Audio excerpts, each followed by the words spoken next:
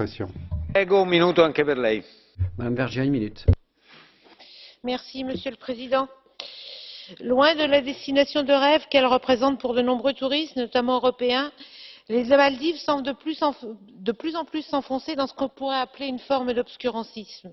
Les femmes en sont souvent les premières victimes, avec des condamnations à des peines de coups de fouet et un hijab le port du hijab de plus en plus répandu. Les enfants également, avec une responsabilité pénale fixée à 10 ans et même à 7 ans dans certains cas. Journalistes, blogueurs sont particulièrement visés, notamment quand ils ne sont pas musulmans et pire quand ils sont athées.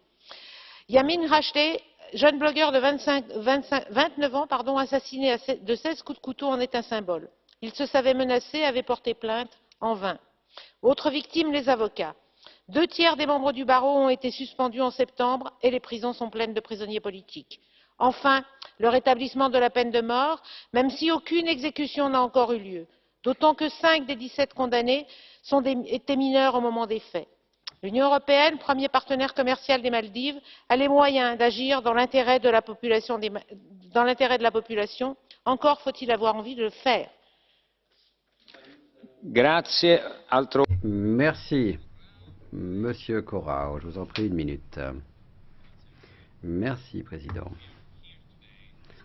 Nous sommes ici aujourd'hui pour parler de la situation des Maldives, qui non seulement ne s'est pas améliorée, mais s'est même plutôt détériorée.